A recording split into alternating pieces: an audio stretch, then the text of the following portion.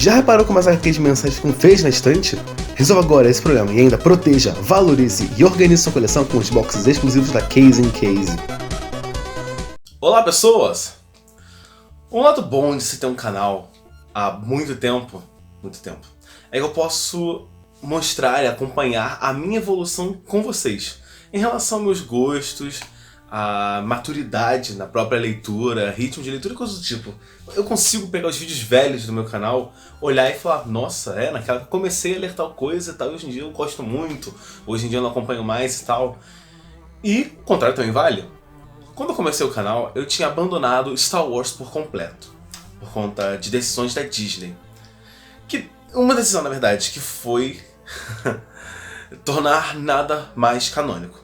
Star Wars era um dos universos mais expandidos, mais enormes que existia, e porque desde os anos 70 ele estava em construção. Ele já tinha coisas, histórias contadas milhares de anos antes do primeiro filme, né, Uma Nova Esperança, e milhares de anos no futuro. Então assim, tinha muita coisa, muita história, eras e genealogias e organizações criminosas e impérios que surgiram e sumiram ao longo do tempo.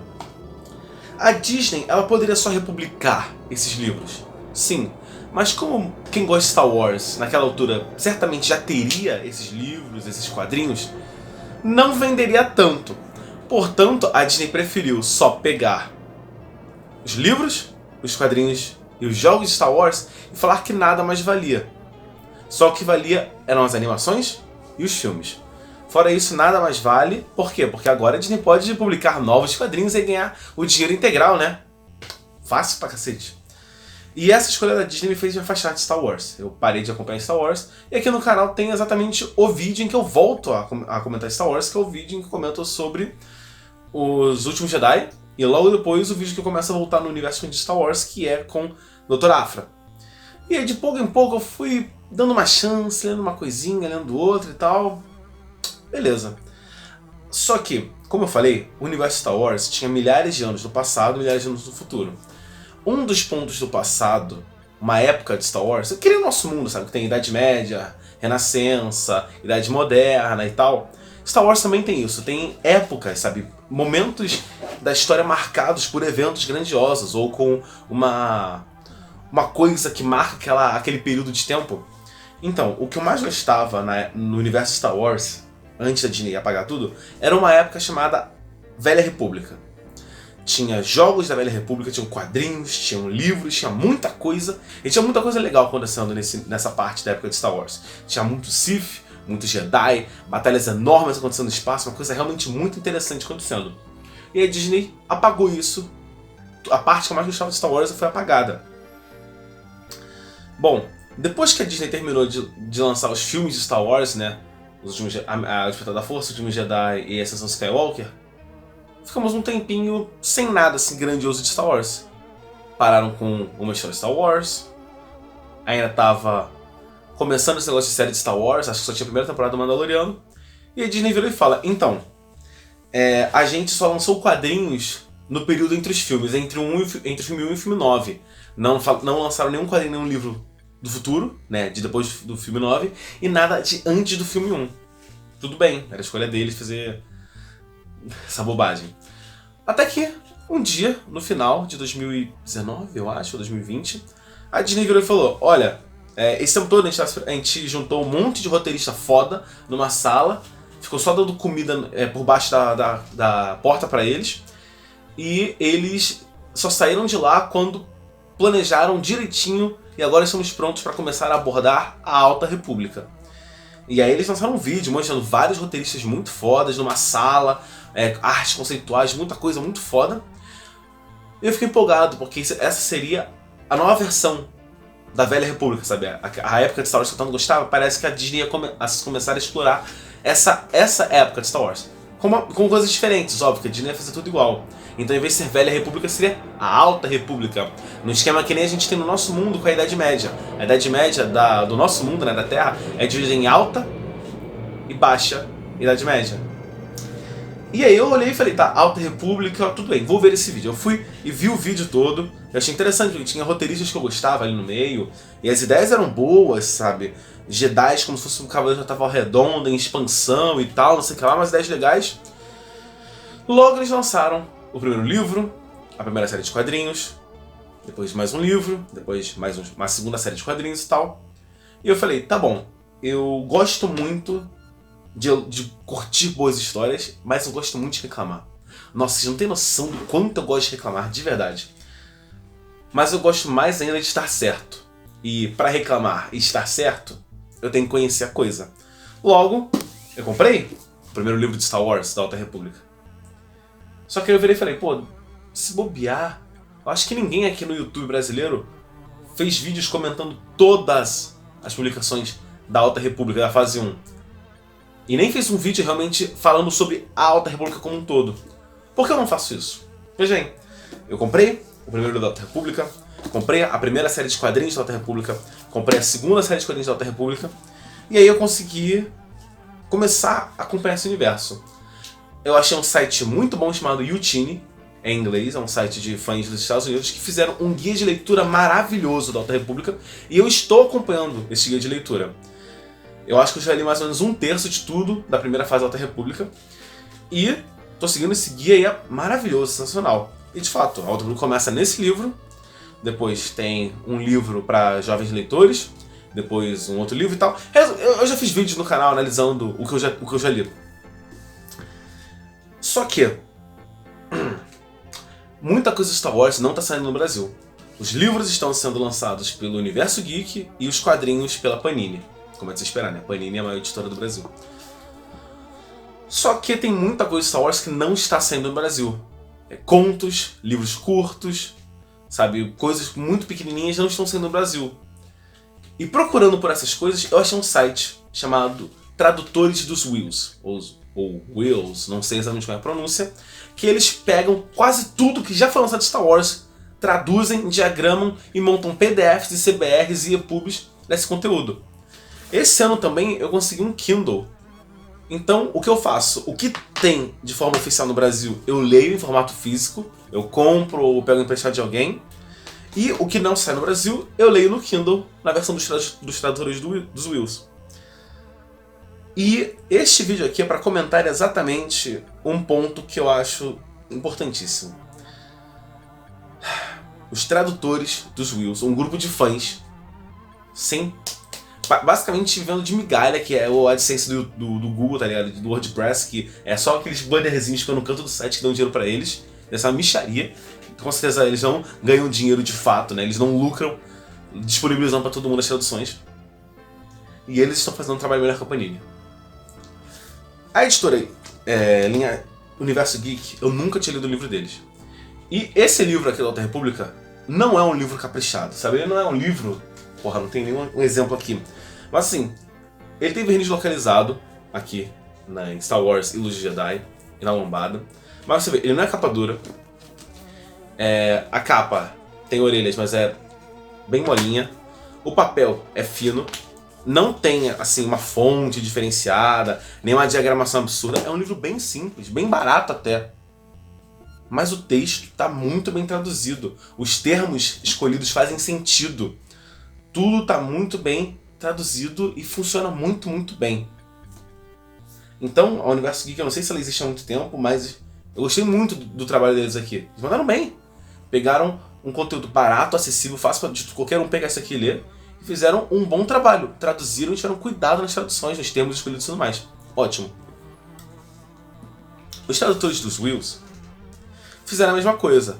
Eles lançam lá os PDFzinhos, lançam as coisas do CBR e tal pra você ler. E eles, por ser um grupo de fãs, eles tentam manter uma coesão nas escolhas dos termos, mas de vez em quando não tem. Por exemplo, tem uma nave chamada Nuvem. Ela aparece em vários livros da Alta República, vários contos e tal. Tem livros em que o tradutor responsável botou como Nuvem. Tem outro livro em que o tradutor responsável colocou como Cloud. Mesma coisa, tem uma nave chamada Trovão. Aí, Thunder, né? E aí tem livros em que colocam como se Thunder fosse um nome, e aí fica só Thunder mesmo. Em alguns ela é traduzida para trovão ou relâmpago. Eu acho que esse é o grande problema dos tradutores de Will. Falta esse negócio de vamos realmente manter um padrão assim na nomenclatura, que seria bom. Apesar de que com o mínimo de atenção, sabendo o que a palavra significa, você entende. Mas o grande destaque para os tradutores dos Wills é o segundo PDF que eles fazem. Todo livro dos tradutores dos Wills, eles colocam o PDF do conteúdo, né, do livro, por exemplo, a Alta República tem lá o PDF da Luz de Jedi, e tem um outro PDF sempre, que é o auxiliar. Porque muita gente não consegue entender muito bem Star Wars em livro, porque não conhecem todas as raças, não consegue gravar os nomes estranhos, não sabe como são os planetas, não sabe quais são o nome dos equipamentos. E muitos livros de Star Wars já partem do pressuposto que você sabe o que é um Twi'lek, o que é uma Togruta, tá ligado? O que é um detonador termal. E aí eles montam um PDFzinho auxiliar. Por exemplo, nesse livro tem a Jedi Avar Kriss, tem uma espécie chamada Twi'lek, um Nihil e uma mulher chamada Vernestra. E aí eles pegam o material que a Disney lançou. Porque quando a Disney começou a fazer isso de Alta República, eles criaram modelos de personagem. Então eles contrataram um artista para falar, a personagem chamada Avar Kriss, o sabre dela é dessa cor, é desse jeito, ela se veste assim, o rosto dela é dessa forma, o cabelo é assim. Então se você procurar, você acha muito facilmente os modelos que a Disney liberou, falando, essa aqui é a Avar Kriss, esta é a Vernestra, essa aqui é fulano de tal. Então todos os personagens relevantes com nomes têm um visual para ser seguido como padrão em todos os livros e quadrinhos. Um visual padrão, as naves também, os planetas, as raças, as armaduras, tem um guia, um modelo visual para ser usado sempre. E aí o pessoal dos tradutores dos Wills pega esses modelos.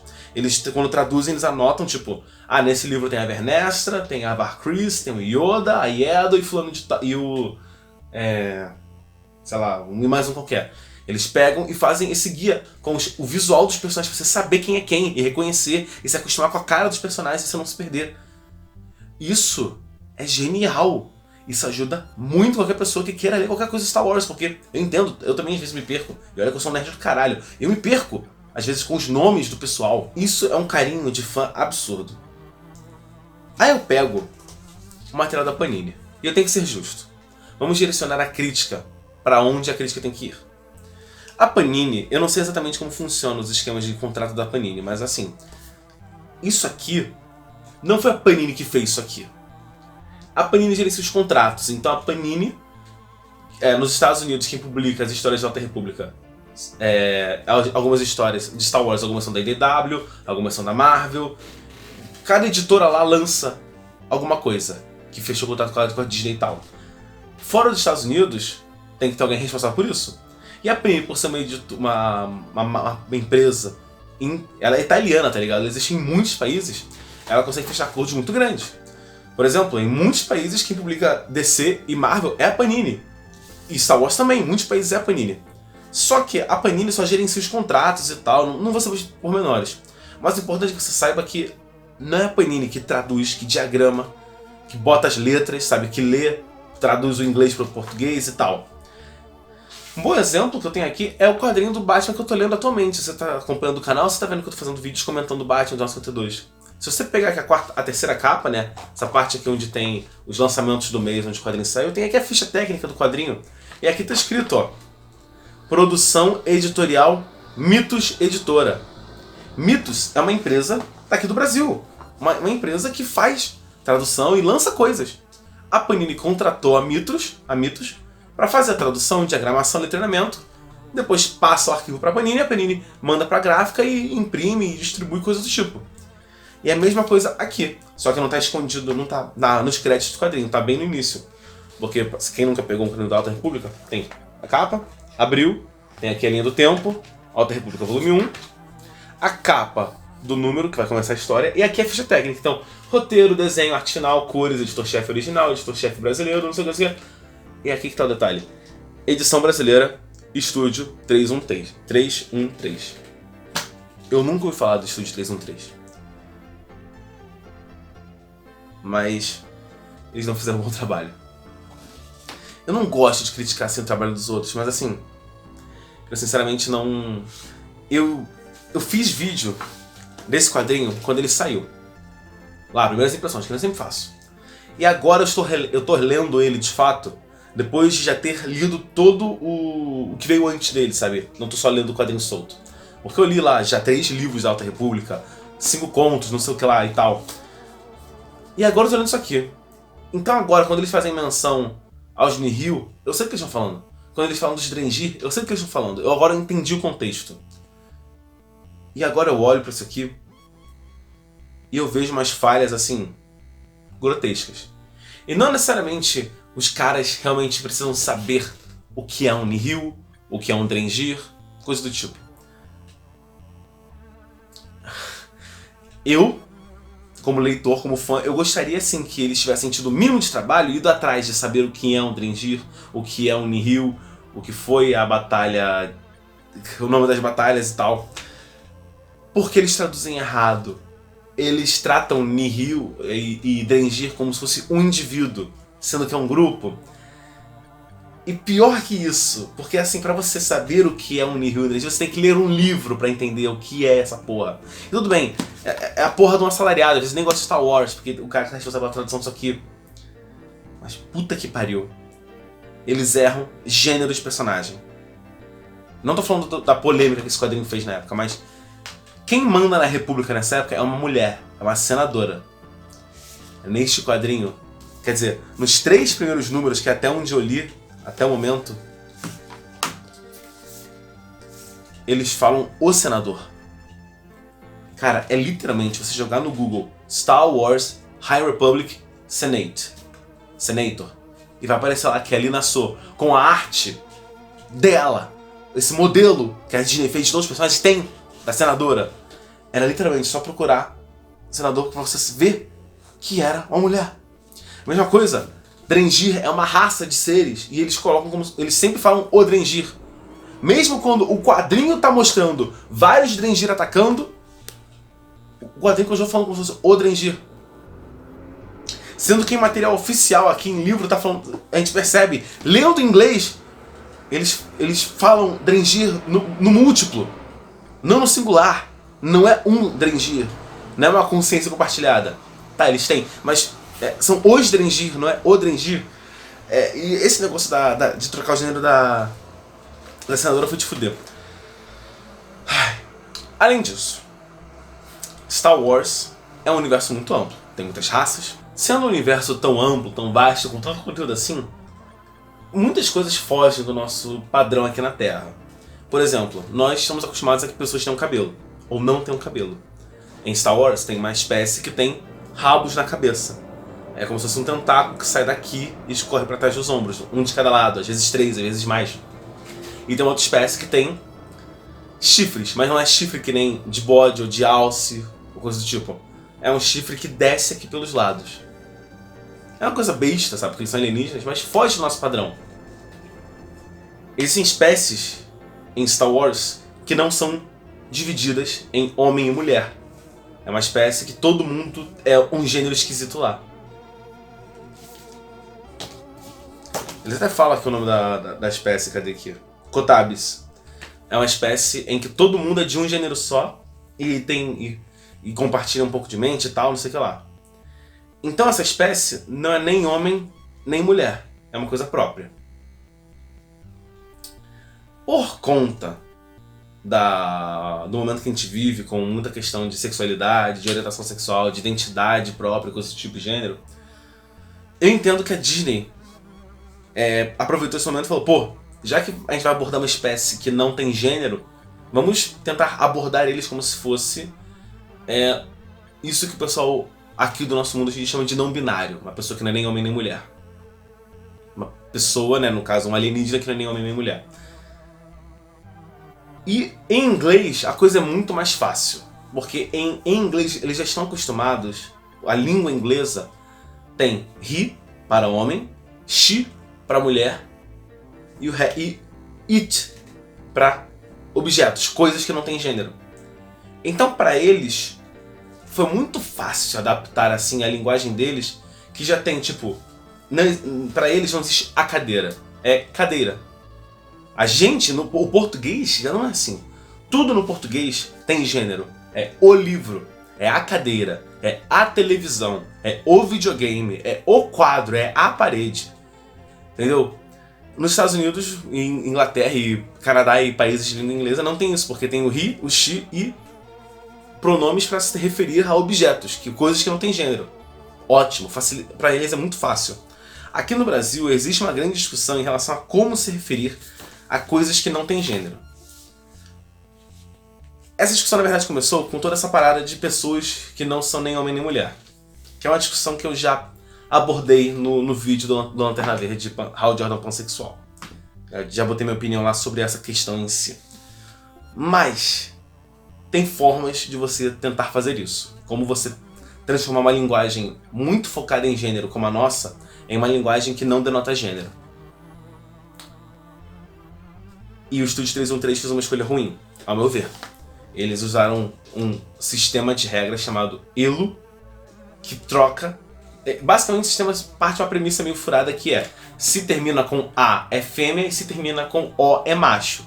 Logo, vamos ficar no meio quando é uma coisa que não tem gênero ou que o gênero é indefinido ou coisa do tipo, vamos usar o E que fica no meio do caminho entre o A e o O. E ou I, ou U. Então, por exemplo, ele não fala... Cadê? Deixa eu pegar aqui um exemplo literal aqui do quadrinho mesmo. Obrigade. Eles não falam nem obrigado, né? No caso, obrigado por tal coisa, ou obrigada por tal coisa. Eles falam obrigade. E quando é no plural, né? Tipo, eles ou elas, virou elos, com U. Então eles trocam as letras para não usar nem o A, que denotaria feminino, nem o O, que denotaria masculino. Essa é uma escolha de como abordar isso de gênero e tal, e de coisas do tipo. Mas... já conversei com algumas pessoas que viraram e falaram: Regis, qual seria uma alternativa boa para isso então? E eu sempre falo a mesma coisa. Existe um tipo de literatura que surgiu nos anos 70, ou 60 eu acho, mas acho que foi nos 70 mesmo, chamada livro-jogo. Eu tenho aqui comigo um que por acaso era da minha infância. Passaporte para Pesadelos, Perdidos na Mansão Hecatombe. Sim, é um livro infantil. Sim, é um livro bobo, é um livro besta, simples. Se você não sabe o que é um livro-jogo, é o seguinte: é um livro em que você abre, você começa a ler, mas você repare que as páginas não tem número, o que tem número são os capítulos. Mini capítulos estão 11, 12, 40, 47, 53, 58, 59 e tal. Qual é a ideia de um livro-jogo? Vamos supor que nesse aqui, que é Mansão Mal-Assombrada. Você entra na mansão e tem 3 portas. Se você quer ir para a porta da esquerda, vá para o capítulo 20. Se você quer ir para a porta do meio, vá para o capítulo 58 e por aí vai. E aí você não lê a próxima página, você vai para a página que o livro te mandou e você continua a história lá. É como se fosse um videogame para se jogar sozinho, só que sem vídeo. É só no papel aqui. E conta uma historinha assim com escolhas. Passaporte para Pesadelos é uma série de livros-jogos infantis. Eu tenho vários aqui em casa. Eu tenho esse aqui, O Aconteceu Amanhã, Náufragos em Crânlia, SOS Água, Lambretas Infernais, vários. Eu adorava isso aqui quando era criança. A minha namorada tem um irmãozinho, que é criança, e a gente está tentando fazer ele começar a ler.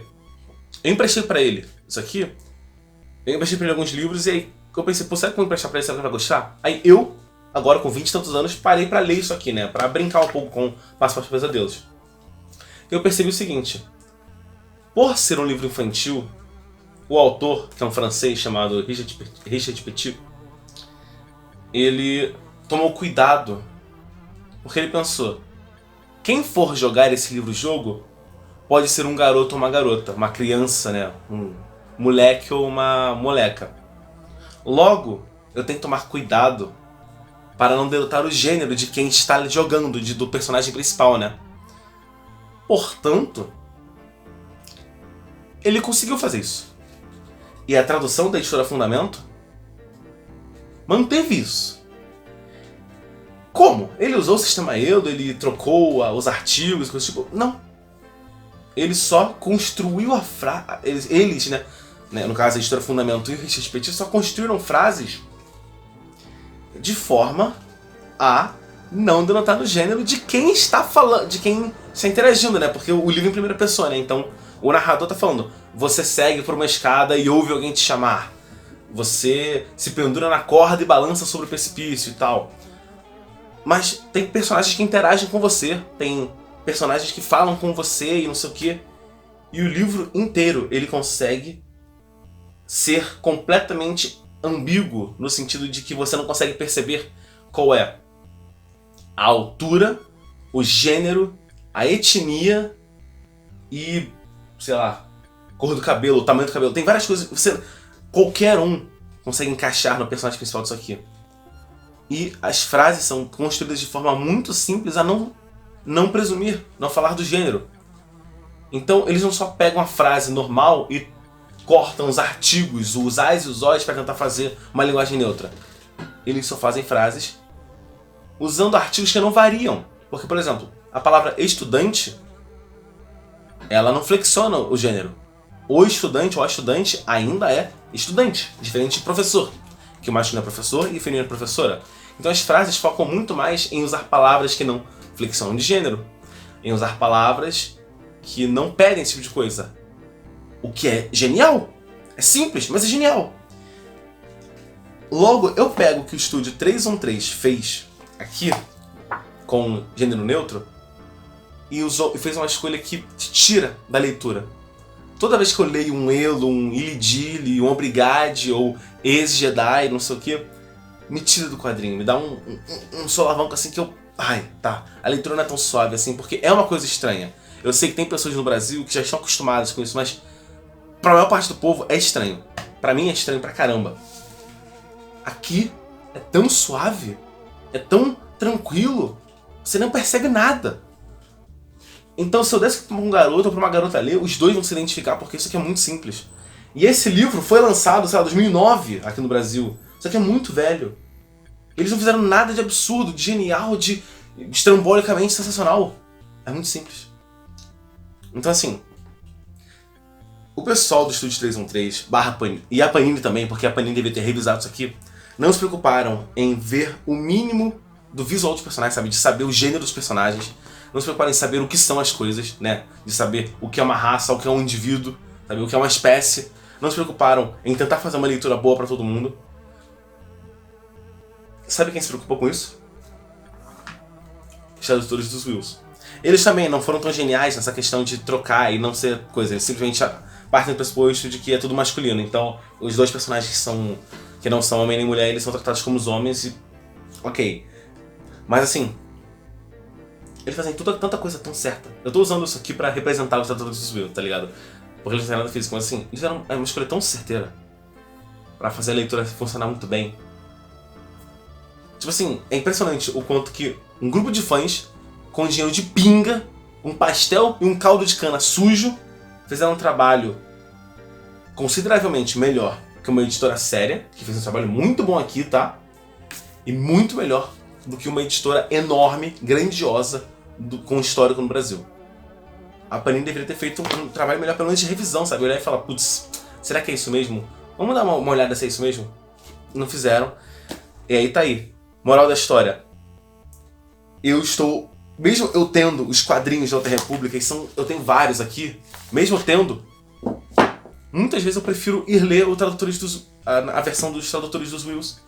Porque eu sei que vai ter um cuidado melhor em realmente se referir aos personagens no gênero correto, em escolher termos que façam sentido e que encaixem e que não te tirem da história, em ter um complementozinho falando, pô, esse fulano aqui é quem mesmo? Ah tá, é aquilo lá. Que é um mimo, não era nem necessário. Mas eles não ficam necessários, eles fazem um conteúdo muito bom. E isso aqui não foi patrocinado não, eu realmente só queria falar.